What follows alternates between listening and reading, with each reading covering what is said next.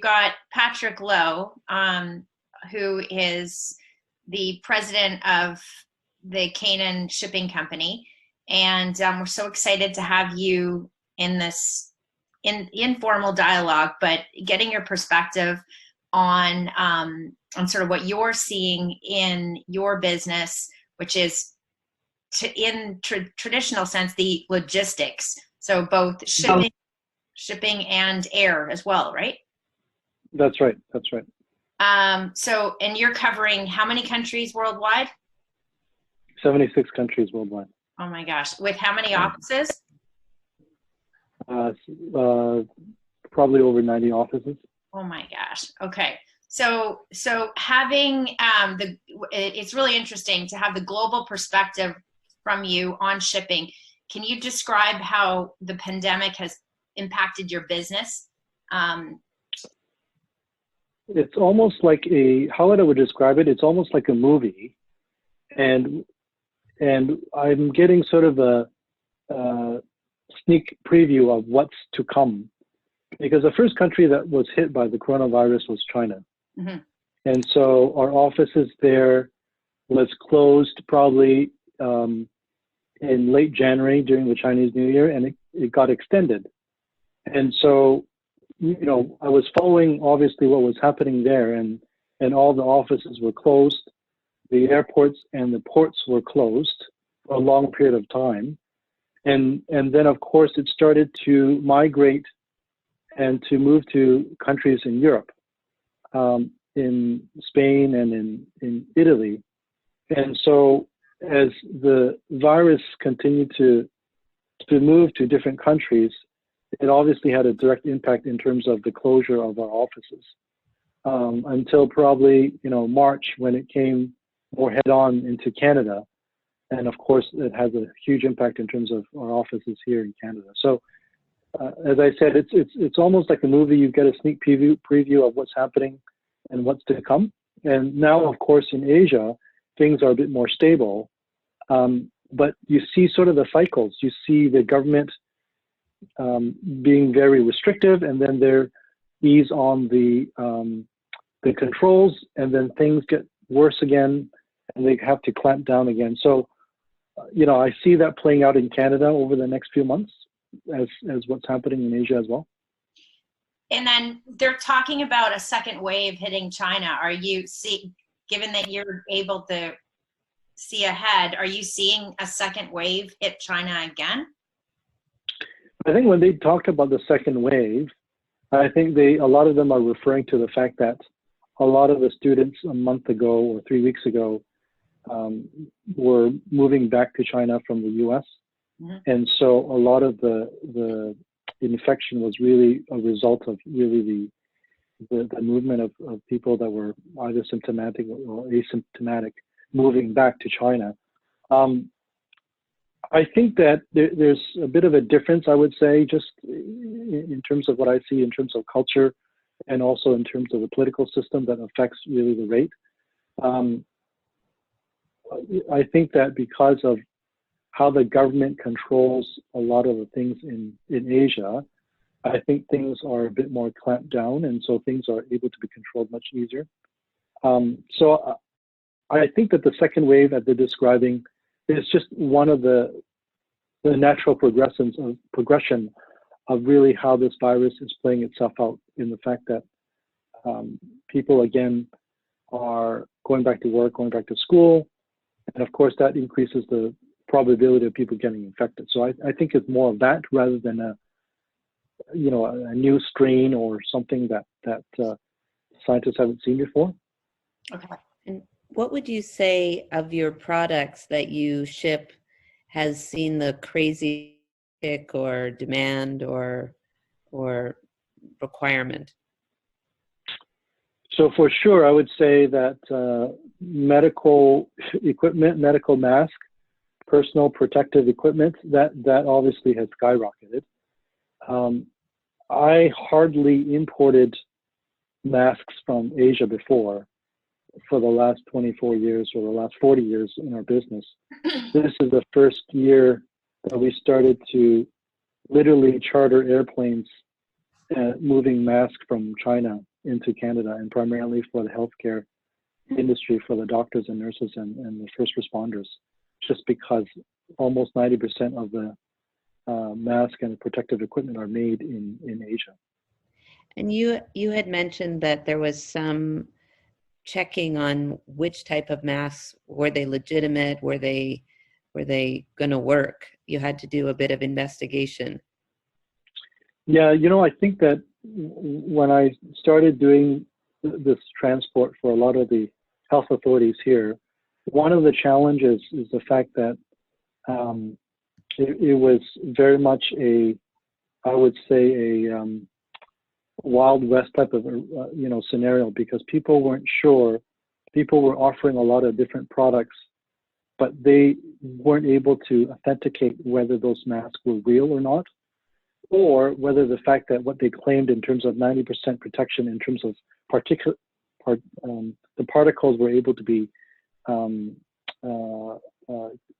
covered by these masks. So, part of our due diligence was having our staff there, having the warehouses there, doing some preliminary checks. The other thing that was interesting is the fact that, over the beginning stages of purchasing these equipment, because of the demand globally in the US and Europe, factories needed cash up front. So you can imagine, when you've got trading practices that require cash up front, it's a lot of risk for everybody.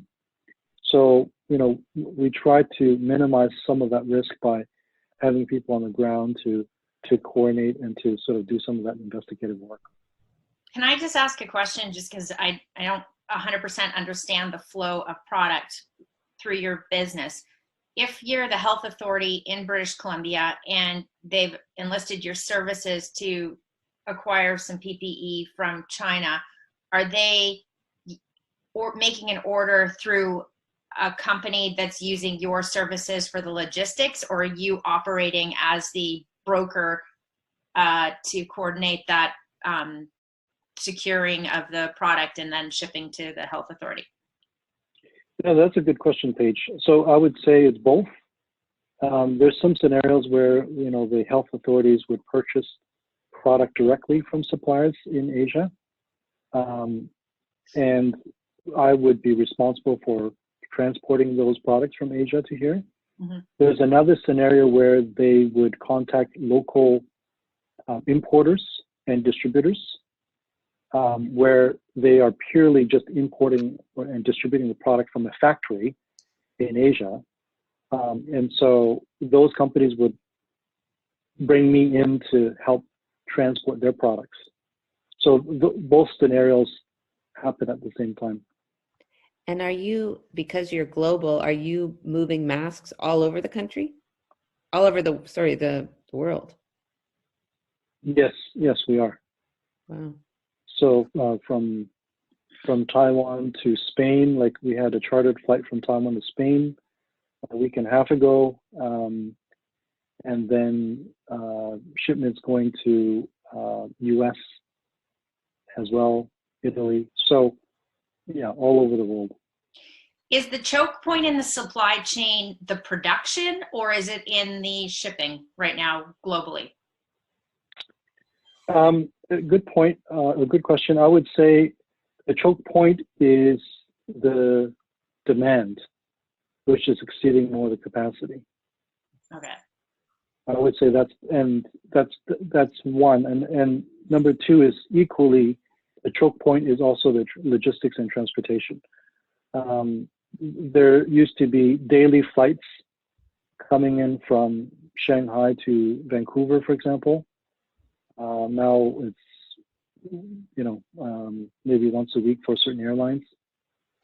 So just because there's no passengers, flying between Shanghai to Vancouver. So the capacity has definitely been affected as well in terms of the aircraft capacities. So when we were reading this Forbes article over the weekend that was talking about Air Canada and Air New Zealand converting some of their passenger flights, like pulling out the seats, and those are large cargo, the 767s or the 777s. is that assisting this effort, or is that just creating a distraction? No, it's definitely assisting this effort, just because there's not enough capacity in terms of planes. So, I mean, the airlines, of course, they're a business as well. Mm-hmm. They have to make money. And most of the airlines, of course, they make money through passengers. Mm-hmm. But without passengers, the aircrafts are sitting at the terminal. Mm-hmm. And so rather than just sitting there and wasting away, they've converted some of that to cargo capacity. But of course, to convert it, it's not so easy. You could imagine taking out all the seats, from the aircraft. It's quite an ordeal. So it's not every airline can do that. Okay, so the freak out, or the sort of the point where panic set in my body was the day I went to Save on Foods, and there was no flour, and there was no, everybody knew about the toilet paper, but it started to make my anxiety level fly up a bit. I've calmed down now, but but I wanted to get it from your perspective. Are you worried about the food supply in Canada? No, I'm not at all. I think that it's just a natural, and you asked me this first question in terms of the global perspective. You see this all over the world, right? It's not just Canada needing toilet paper and hand sanitizer and a mask. It's a phenomenon that happens every single country, which is you have a pandemic, people are fearful, naturally people want to stock up for products. So suddenly demand spikes up, within, a few days. That turns into a cascade effect and people get nervous, and so people buy more. So, I think that happens naturally in the first, first few weeks, and then things die down, right? So supply chain, gets back to normal. People aren't buying so crazy. So I'm not worried about that at all in terms of food supply in Canada, anyway. And Patrick, most people are working from home, probably a little less. Some people might not be working at all. Are you working like 120% now? Unfortunately, I am working 120%. I'm working 16-hour days right now. Wow. The reason why is because I've got my day job, which is, basically going to the office. So all our office workers, our staff are working from home because they can work from home remotely. But everything related to trucking, anything related to warehousing and supply chain, of course, they've got to physically be there. But the advantage of that is that they are in their forklift or they're in the vehicle, so they're not being exposed, right? So I still have to work. I mean, I view myself, being the captain of the ship, so I don't want to be I want to be the last guy standing, right? So I still have to go to the office. So that's during the day, and then at nighttime, literally from 6 p.m. until right now it's 8:20. I've got to be on a call with my office in China until probably 12 midnight, because things happen between now and then, especially for some of the urgent medical supplies that come in from China coming to Canada. So hence I've been, working a little more than usual. Mm-hmm. What do you think your silver lining of this whole scenario is? Well, I would say that there's three things, just thinking on the top of my head. The first thing, I think most people would agree, it's just great in terms of family time. I don't have to go out to, have dinner with clients anymore at nighttime. So it frees up, obviously, a lot of that time to spend time with the kids. So that's number one in terms of family. That's the silver lining. Number two, I would say is that, a lot of the projects that I've been putting on hold in terms of technology, now I've been able to accelerate it, and I've been able to get people to adopt it because there's no choice. Mm-hmm. People are forced to use Zoom and other remote access products. So I think that's been great in terms of invoking change for people. And I think the third silver lining I would say is that I've just seen so much of community support, especially in Canada. I mean, people in Canada are wonderful. Just seeing people helping each other